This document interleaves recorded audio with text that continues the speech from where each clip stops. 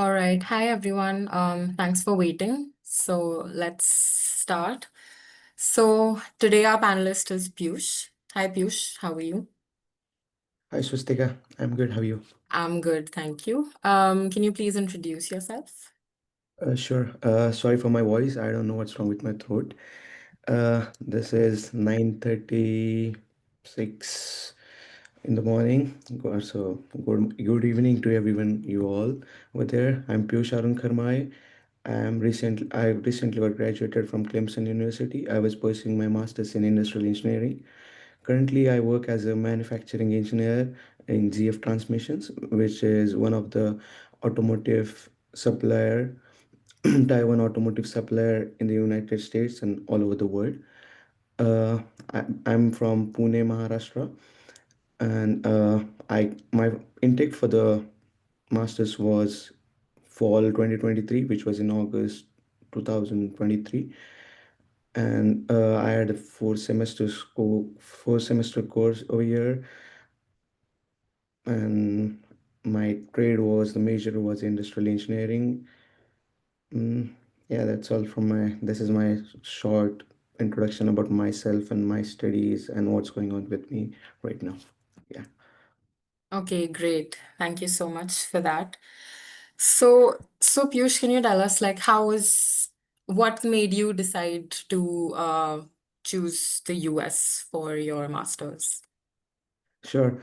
So I did my undergraduation in mechanical engineering. After doing mechanical engineering, I had an options open to do my masters in Germany, in UK, and also into the United States.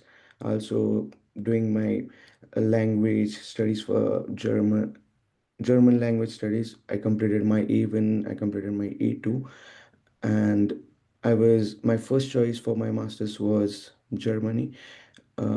But as of the market in the Germany, getting the feedbacks from all my seniors over there, I didn't found that well 2 years back. And United States, talking with seniors, making contact with the public had helped me a lot to get an current situation 2 years back, and most of was available on the web. So I chose United States over here. UK, I was not sure about UK, but Germany and United States were both of these options which I I had in my list, and I went with the United States.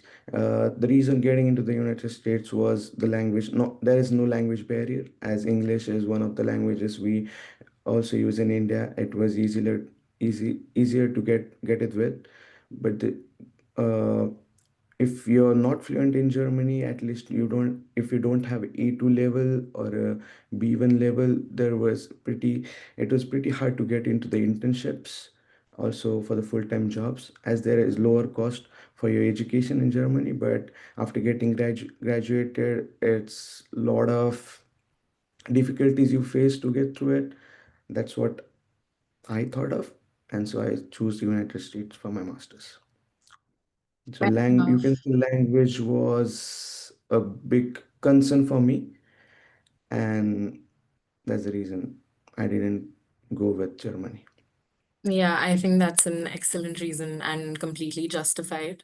And also, the US is like the land of opportunities. So why wouldn't you go Yeah, for the US? exactly. So, I'm sure you had some expectations going into a master's in the US. So, would Mhm. you say those expectations were met? Like, how was your experience with the master's itself? Uh, so for this question, I would answer as for masters, my trade was industrial engineering, which is different from the mechanical.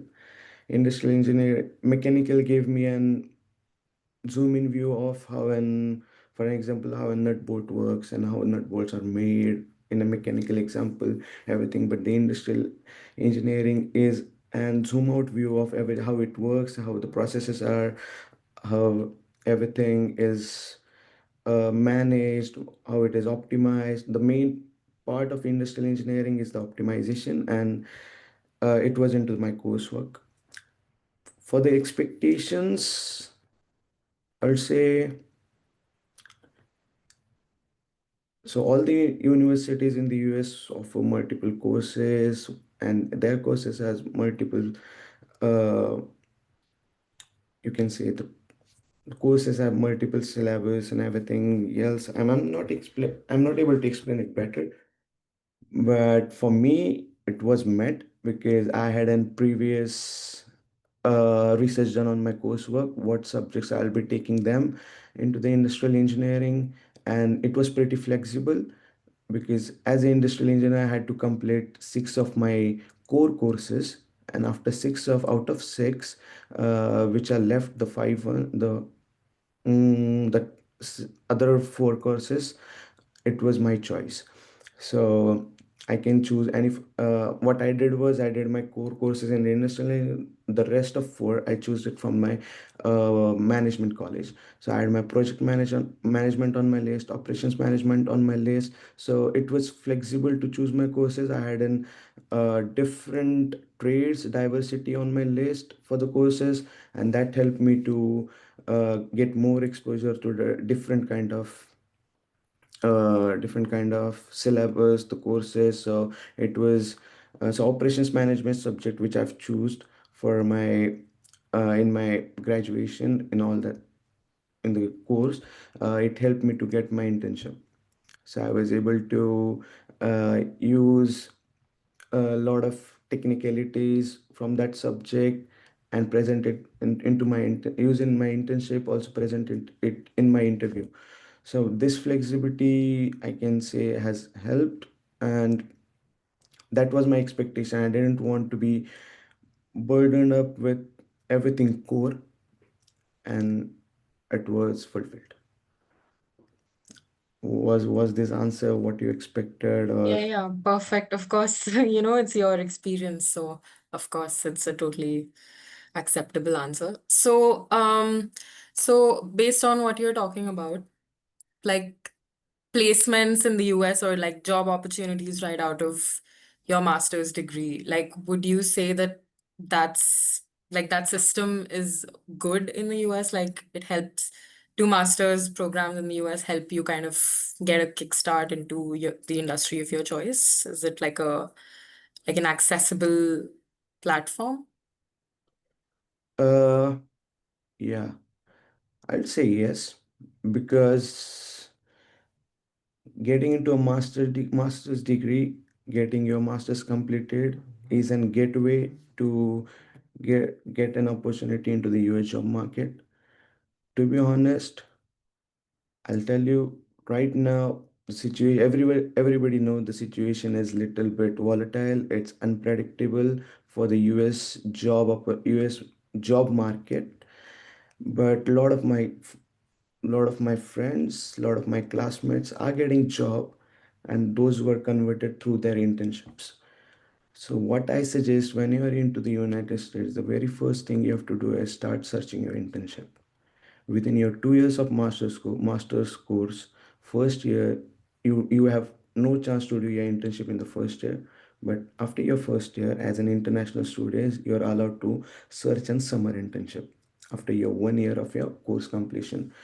But you have to start your application similar to what you do for your master's application, master's college's application. You start a year before, right? If you're planning to go for the August intake, you're starting your applications year before in November, October, or earlier than that. So you have to, for your summer internship starting in May, you have to start your applications 1 year before, at least in August. So a lot of my friends got their summer internship offers in November, December, January. I got mine in April, which was pretty late. And my internship started on June 3rd, last year, 2024. So if you want to get into the job market, try finding an internship. If you get that internship, it's easy to get it converted. Right now, with the class strength of 45 people, there are 20, 25 to 30 people placed, 30 people placed, and out of 30, 25 people are on full time from their internships. So if you're able to, this I'm only talking about Clemson University. I don't know anything about other universities. As South Carolina has a good manufacturing market over here, there's a lot of opportunities in South Carolina related to the manufacturing. All of my friends are into the manufacturing right now. Some of them are into the supply chain, uh, analyst job, supply chain planning job, purchasing job, but into the manufacturing industry, mostly into the automotive. So the market is booming, but you have to start it from the scratch. And internship is one of the main part to get into the market. But and plus, if you have in your job experience for at least a year or 2 year in India will help you a lot. Having your full-time work experience, because the level of the level of opportunities people cracking over here uh, are very good if you have an is very good if you have an full-time job experience back in India. If you're fresher, it's little bit hard than the experience ones to get into the job. But my highly suggested thing is getting an internship when you land in United States. That will help you a lot. Yeah, that is excellent advice. That definitely kind of propels you a little bit in your journey. Yeah. So, guys, I'll just say that if you have any questions, please feel free to raise your hands and we'll give you mic access so you can ask them or drop them in the chat. And if you want any of our counselors to connect with you about anything, just drop your phone numbers in the chat and we'll get to you.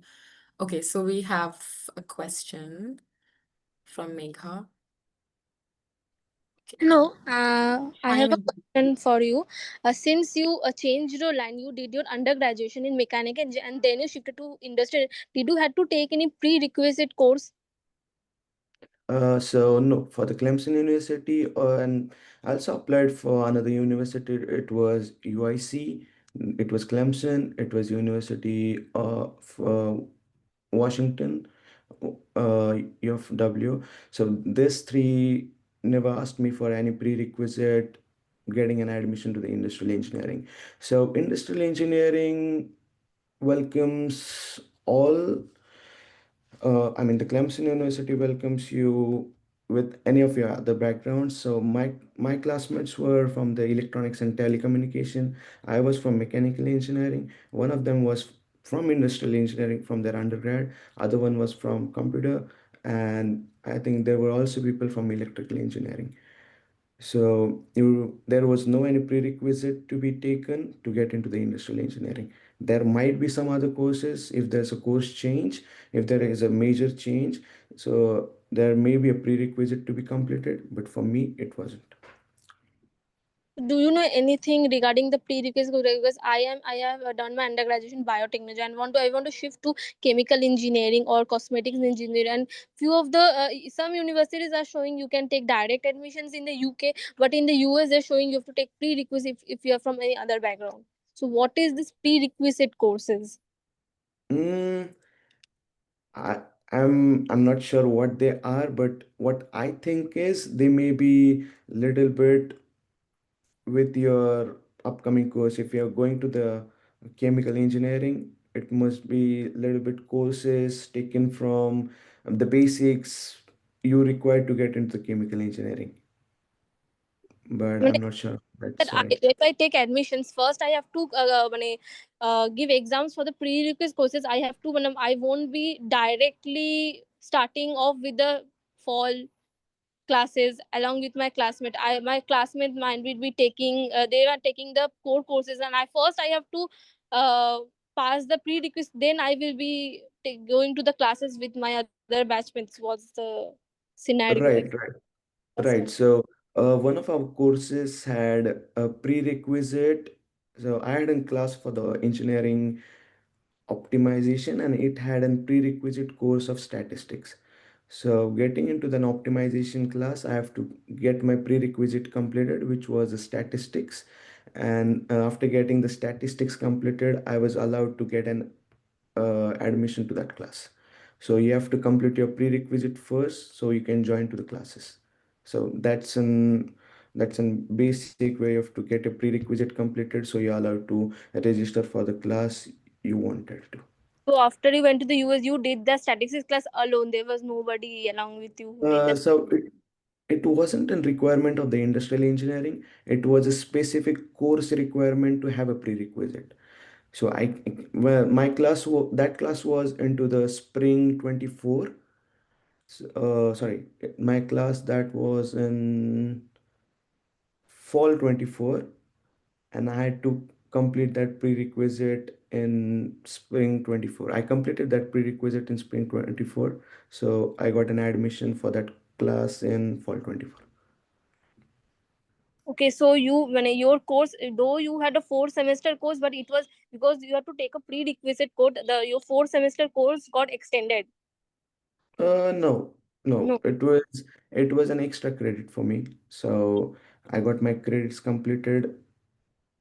The prerequisite was also a class which I can earn my credits, so I didn't had to postpone my graduation. I graduated on my regular timeline, which was in May 25. Basically, you had to do extra classes. Your other people who are from industrial engineering background, they did not have to do Mhm. extra classes. You had to do some extra classes. For I had to do the extra classes for that specific course, Big course. not for the industrial engineering. Yeah. Okay, but you finished your post graduation within 2 years, 4 semester only. You just had to do an extra additional course to get that statistics degree, statistics Right, course. right, right, right. Yeah. Okay, thank you so much. You're welcome. Okay, great. Thanks, Megha, for your question. Just going to... Okay, so Piyush, when you started your master's degree, what were like some of the challenges you faced right at the beginning, and how did you overcome them? So, I'll say the very first was if you what I mean, I thought it will be pretty easier to get it with the professor, get it with their language, get it with their accent, but I found it a little bit difficult to get used to it. So my first for 4 months of my class, the semester is for 4 to 5 months. So first month and a half was getting used to with his language, accent, and everything. That was my first challenge, I would say. But it was pretty easier. Professors are pretty helpful over here. They have an office hours after their lectures, so you can just go there, get your doubts clear, get your like they're like consultant for you. So they are always happy to help you. They'll guide you anything about your doubts, if it's related to your career, if it's related to your internship, it's something technical, if it's something personal, they help you a lot.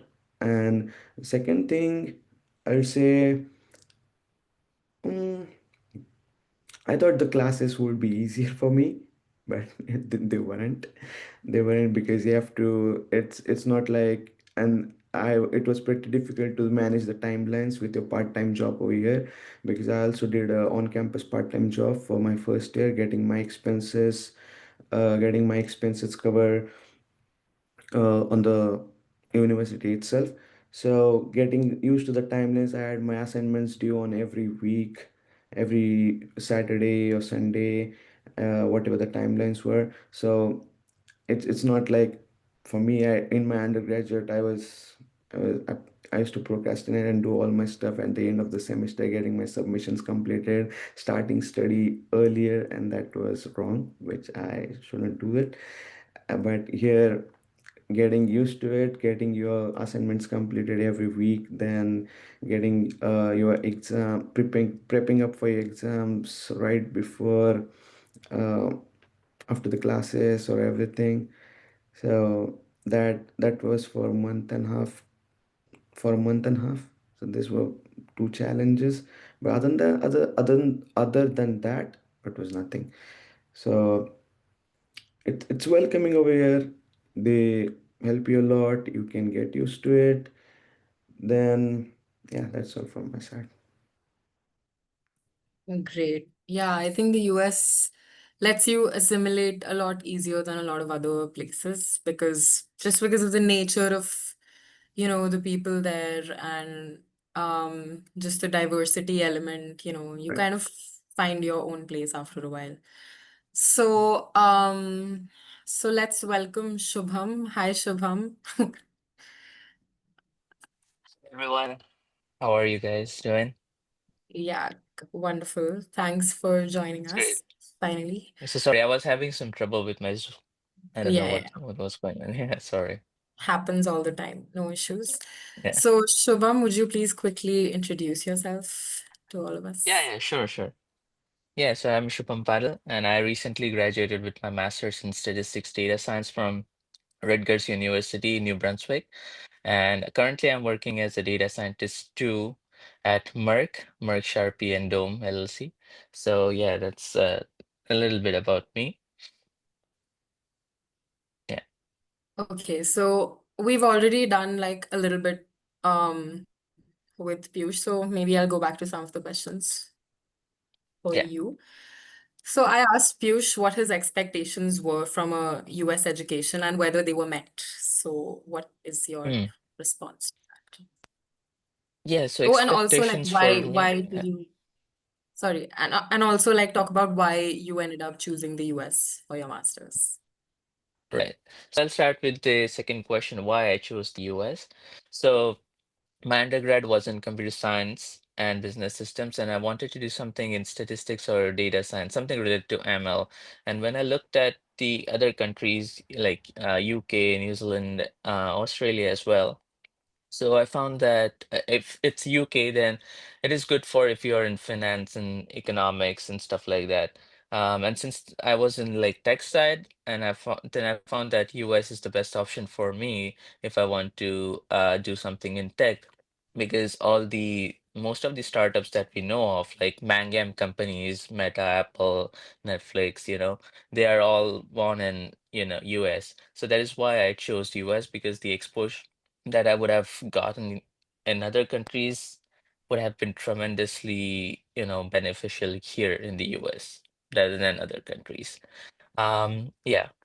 And the expectations in the US were definitely met because in India, I have seen that it's more focused on memorization, like rote learning, as they call it, slang. So here, I did feel that my expectations were like collaborative learning, which was met because here there's no, competition. Everyone learns together. Professors are really helpful. Professors are available, and in case professors are not available, there are the TAs to help you out. So yeah, the expectations were met, and the opportunities that I got, that I dreamt of, were definitely provided to me, or they came to me because, and of course, I do not mean came to me like it was given to me. You definitely have to work hard, but you're valued here. So that is what my expectations were. Will my skills be valued? And yes, they were valued and they are valued. So yeah, That's those an are excellent my answer. expectations. Yeah, Yeah, fantastic. I'm glad it worked out for you. yeah, Um, so what are some of the challenges that you faced in the beginning of your master's education in the US, and like how did you overcome yeah. these challenges? Yeah.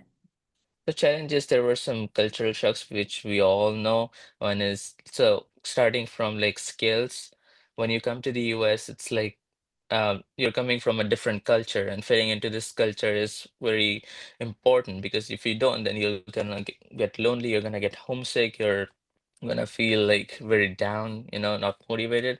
So to overcome that, always make friends, always make connections. It doesn't matter if it's like a Indian student or an American student, or if it's a recruiter, it does not matter. Just make connections, just have friends, just have someone that you have, just make some friends who will be your person. It could be just one person or it could be multiple persons or people. So yeah, you should do that. And the second thing was like education system here, like the teaching skills, or teaching, because in India, teaching is very, very different than teaching in the US, because in India you're focused, you're like just given some information, and based on that you're tested in your exams and stuff like that. But here teaching is very different. It's very collaborative. Professors will ask questions in the class, and the assignments will also be based on, what has been taught. And unlike India, where you just have to, memorize some stuff, here it's very application based.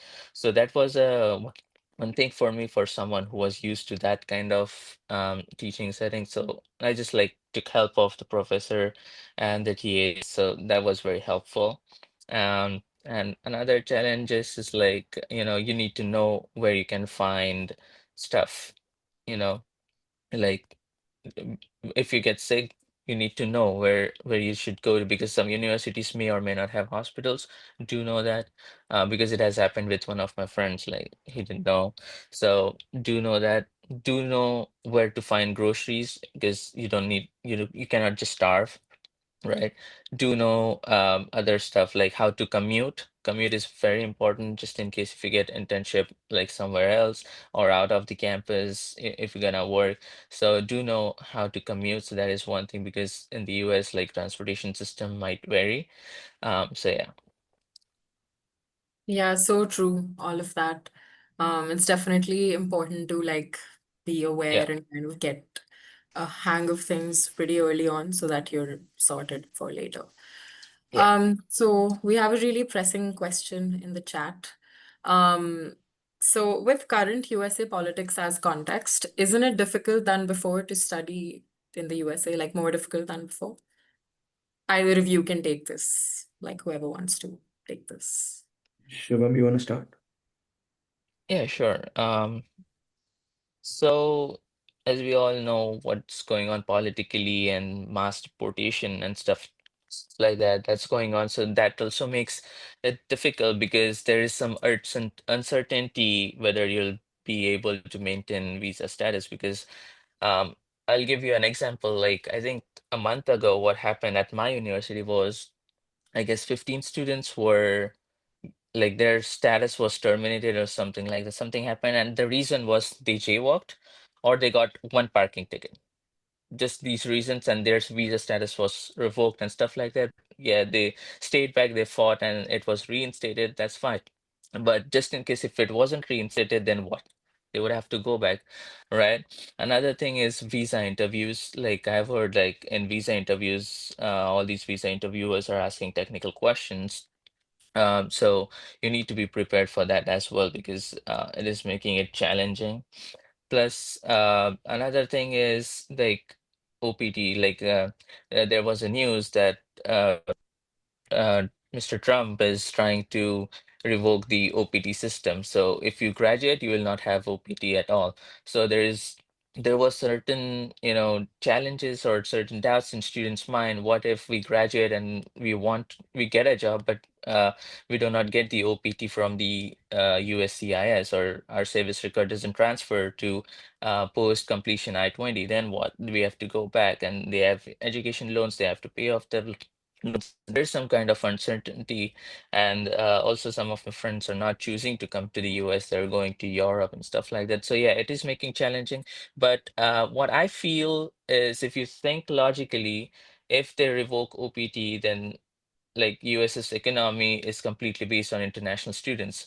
And also with the Harvard thing, where uh, international students at Harvard were given an ultimatum: either you go back or you transfer it to some other school, like a low rank school, which does not make sense to me. But yeah, it is kind of uncertain. But I guess it is not going to happen. It's just a temporary thing where they are trying to get illegal immigrants, and since we are not illegal, so we should be fine. So from my point of view, is like we are all safe as long as you don't indulge in some kind of activities that government does not like. Apart from that, I think everyone should be fine. Yeah, So I yeah. agree on this. Whatever Shubham said is, even in my university, two of those students were their record was terminated for their parking tickets, not driving the vehicles within the rules in the United States. They were a little bit strict on that. And also the jaywalking, it's one of the, as Clemson is in small college town, we don't have any, it's not, the market is not that great to get students out for the work, for the J work and everything, but you should completely avoid it. I highly suggest on that. Apart from this, for studying, you can say it's it's still the same. It's just the research candidates or any other scholars are facing little bit issue with the fundings.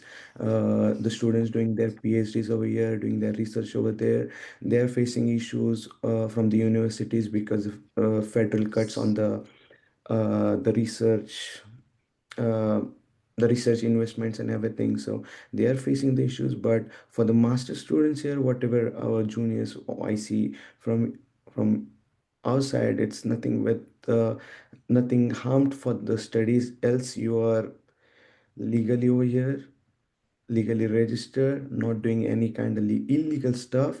You're pretty good. You're well. You're good to go.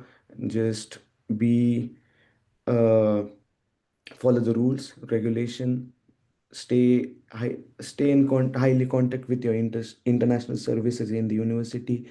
They'll help you out for any kind of legal stuff related to your USCIS, OPT, your CPT, or your F1 visa status. Your university's international services are here to help you. So yeah, that's all. But that's nothing harmed or nothing volatile for your get for your study. Yeah, I think both of you have made some really good points there.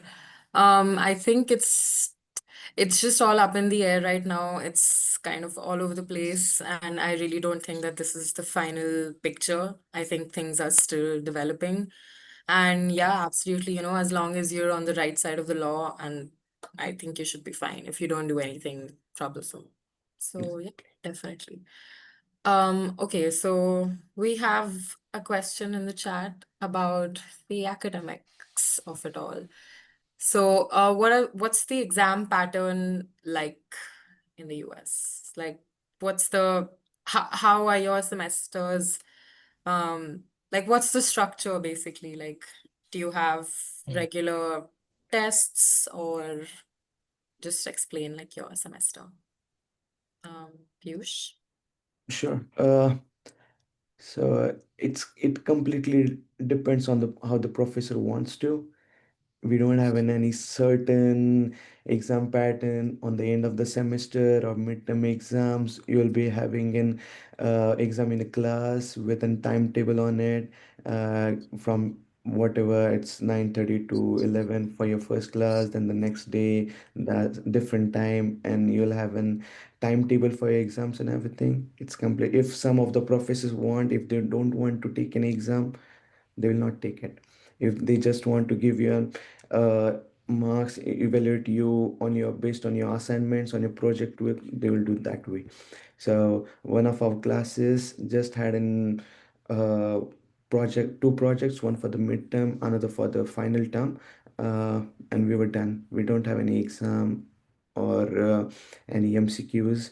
Most so one of my class, which was supply chain design and control, it had an algebraic mathematical pattern pattern on that subject. So we had an in-person exam which with a pen and paper. So it was kind of traditional, but we were allowed within one page cheat sheet. We were allowed to have all our formulas, all our I mean the cheat sheet was for you, whatever you wanted on the cheat sheet, it was allowed to. So we had all our formulas on the cheat sheet. We used to take that cheat sheet and write down the exams.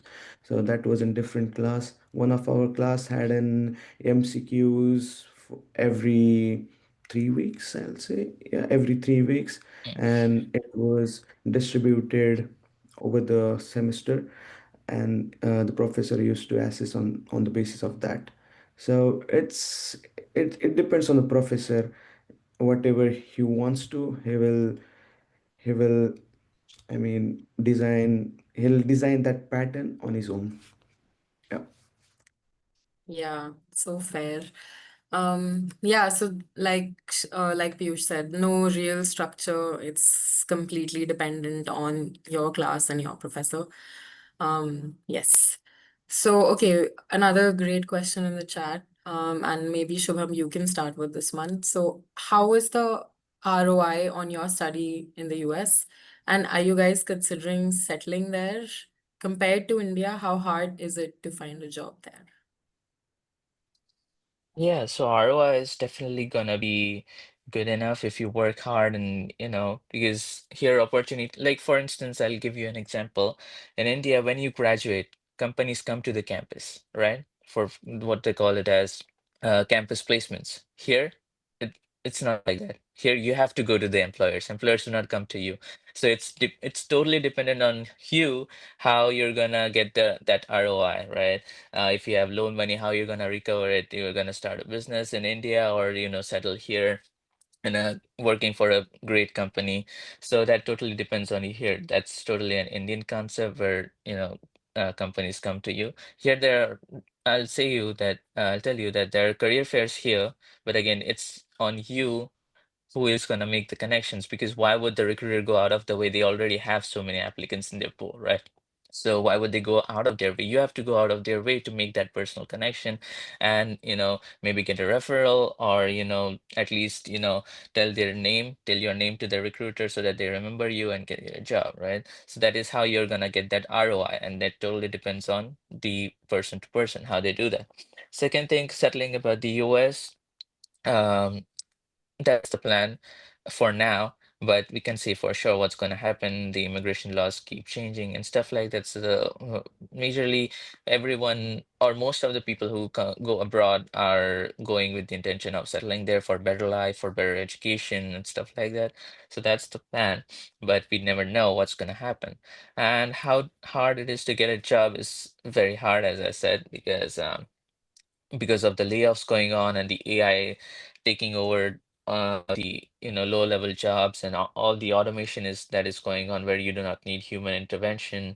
So that is being difficult. So you have to prepare yourself and stay up to date with like whatever the companies are looking for. For instance, if you are in tech, then companies are looking for LLMs and NLP, and Gen AI and stuff like that, right?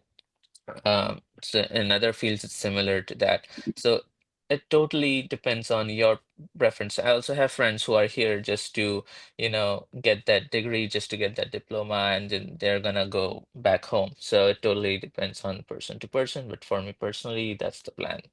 So Piyush, how about you? Sure. So the first question, return on investment on your study in the US.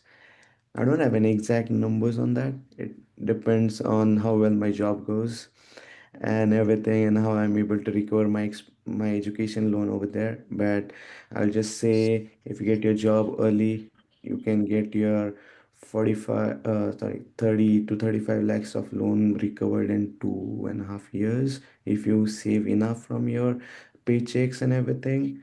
Uh, and not cut down a lot of your expenses here into the United States. So I can, I mean, I haven't calculated any of the numbers. So I'm not able to share or tell about the numbers, but I would have loved to discuss those numbers. Second thing, considering to settle there, everything depends on your visa. Right now, as an F1 visa student, I think also Shubham is allowed to work for 3 years from now till yep, 2028, till June 2028 or something for me. So till 3 years, I'm here. But into this 3 years on my OPT, into my STEM OPT, if I am picked up for the H1B, H1B is the very first step getting into your next future processes of settling down here. If I get yeah, picked, I am here. If I'm not, and if my employer is flexible to move me for any other country or back in India and pull me here on my L1 visa, there are a lot of visas and revolving around yeah, you. So in this 3 years long run, I had to figure it out. I'll be getting there. And the third one, compared to India, how hard is it to find a job there?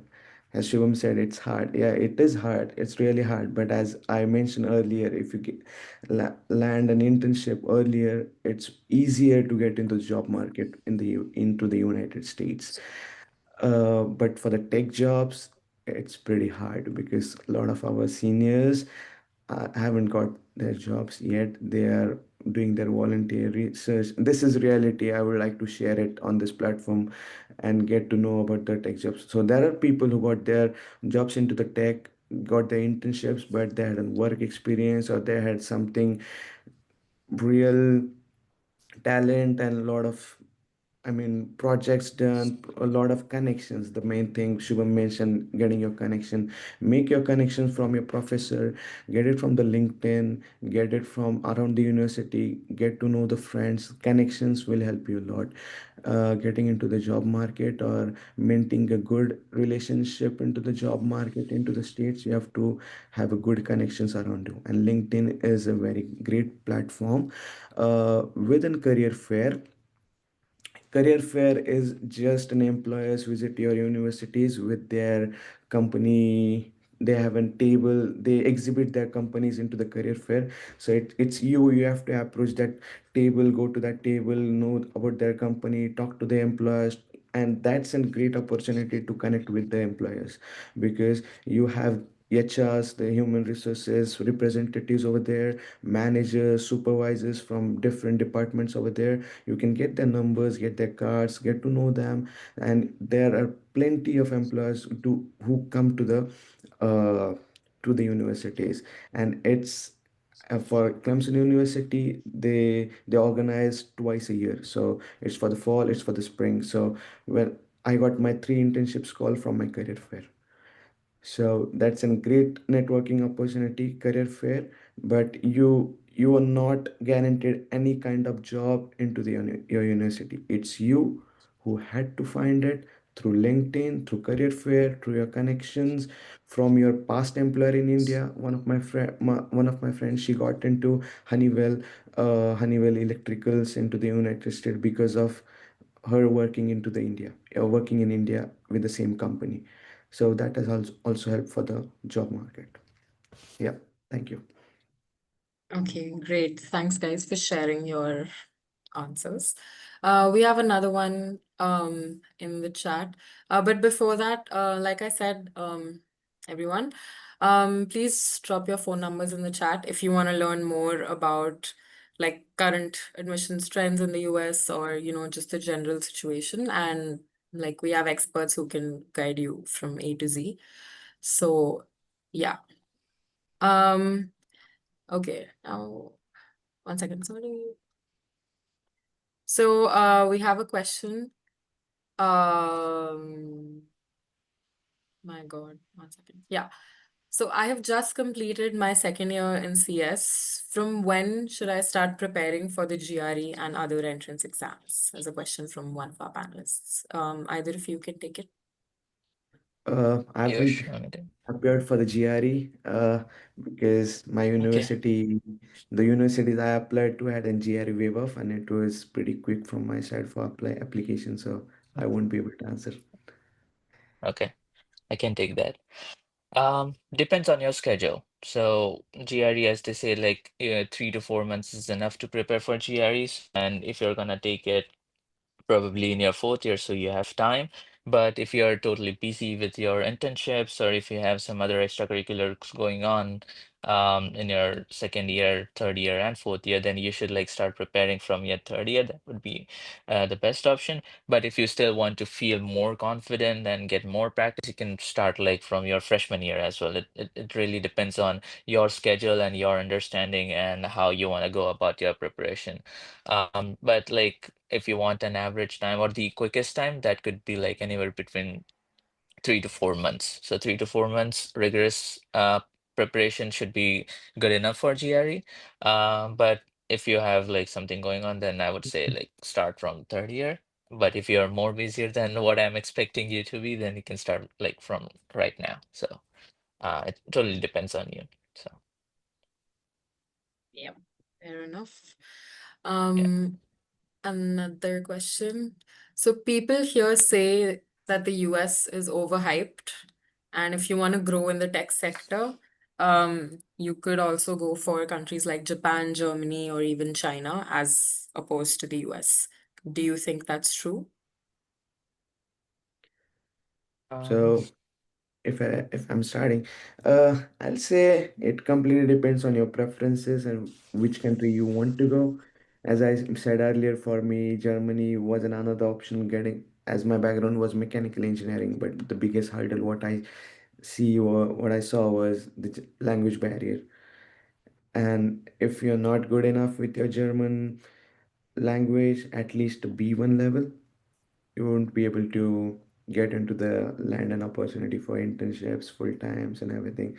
And I think all these three countries, Japan, Germany, and even China, they are not comfortable with English. They aren't, because also Germany offer a lot of courses into the English language.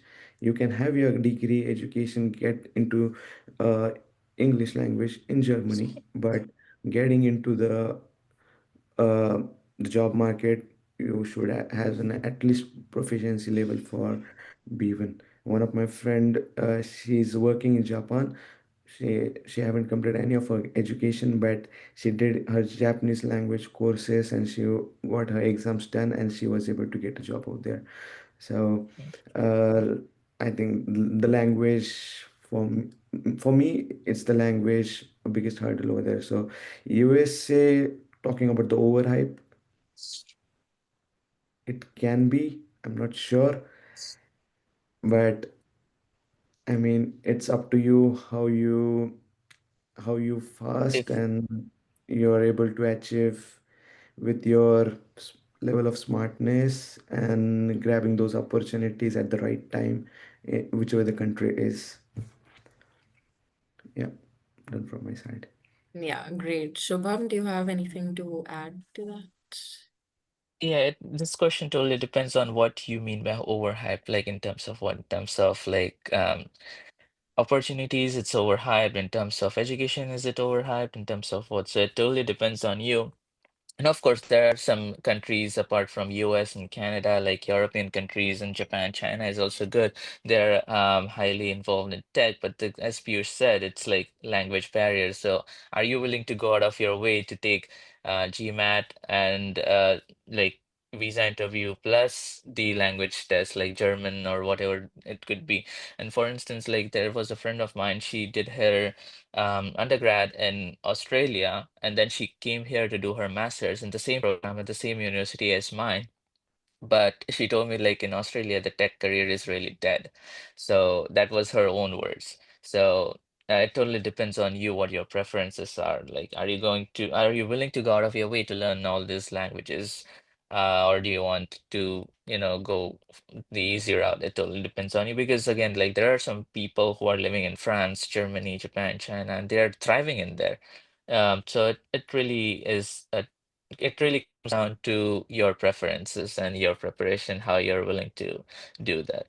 But do research about more if you're, uh, you know, trying to go into these countries. So yeah, So that's from my overall, side. like, what would you say are some of the ways in which the US is the better option? Like, some of the very obvious overarching ways in which the US like clearly trumps every other option. What are the USPs of the US, basically? Anyone can Mm, start. Shubham, you want to start? yeah. Why? So US trumps out is basically, let me ask you this. So if you're in tech, what are the apps you're using? Facebook, Instagram? Which company has WhatsApp as well? Which company has made those apps? And where is that company located, like the headquarters in the US by Meta, right? Netflix, we all watch Netflix. Do we use Amazon? Amazon Prime? It's based in the US, right? So here there is this thing called startup culture, right? So even if you're not able to crack Google interviews, Amazon interviews, you can at least go into the startups and work directly with the CEOs and founders, even if it's a small startup, right? So here the startup culture is one thing that I see is really good, and it is giving opportunities. Like there are some people who may or may not be able to crack Google interviews and Amazon interviews and Walmart interviews, but there is a startup culture which gives them the enough hands-on experience that is required to crack it later. So it really comes down to your preference again, like what do you want to do, how do you want to do it. And another thing is like as I said, like all the companies that or all the apps that we are using are based in US, which also suggests the startup culture. So that's one thing that trumps out. And again, the education system might be different in there because maybe European universities follow like not all, but like the at least in the UK region, at least they might be following similar to Indian education system, like having classes every day. But here in the US, like you don't have classes every day. You have one class per week, maybe of 3 years, or two classes of 1.5 years for the one course, which gives you enough time to, absorb all the knowledge. So that is one thing that I also see could be advantageous if you're a student, right? When you become a full-time employee in either of the countries, then that's the later part, but at least I'm talking when you're a student. Yeah, so that's one thing. Yep, fair enough.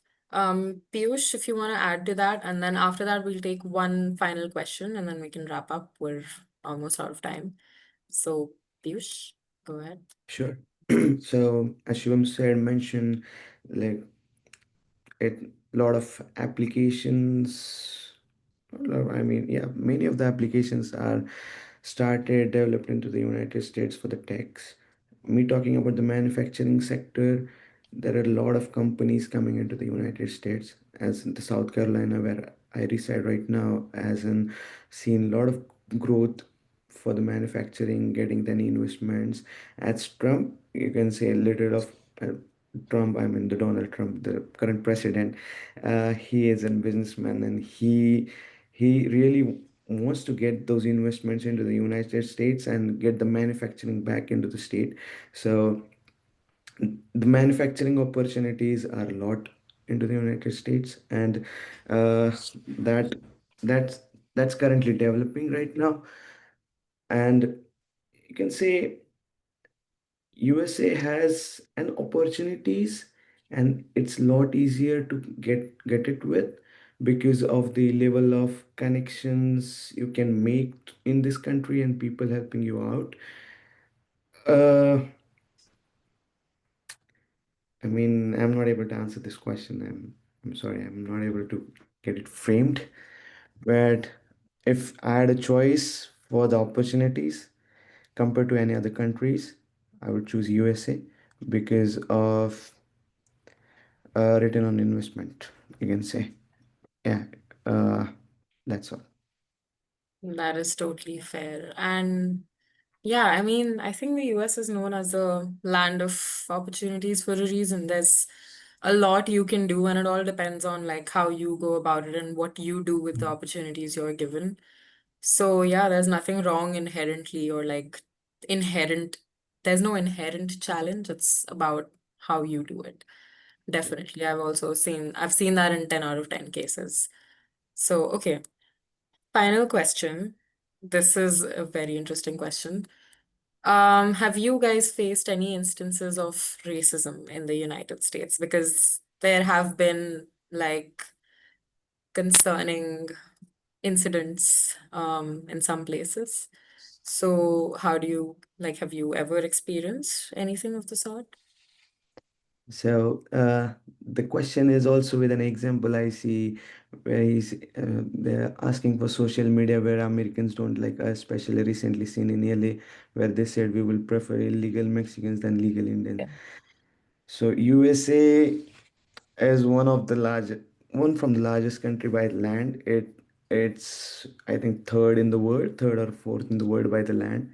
So is this whatever we see on the social media or on the TV is a very small part of it. And also it's completely understandable because you are in their country, uh, in a different country. There's not such kind of racism, but you feel a little bit, but you have to tackle it. If you're not comfortable with it, get to your professors, get to any of the authorities over there, and they'll help you out for any kind of racism you face it. For me, I work in my workplace. It's and biggest what I see is in biggest diversity inclusion place, you can say, because we have people from Brazil, Germany, UK, we Indians, and then also the Native Americans over there. But I haven't seen or faced any kind of racism over there. Also in my class, there are students from China, from Middle East, a lot of students from Middle East, also from South Africa, also from Germany. There are students from a lot of places, but we haven't faced any kind of racism or uh, uh, the part, I mean, any kind of racism from the professors or from the university or from the fellow classmates over there.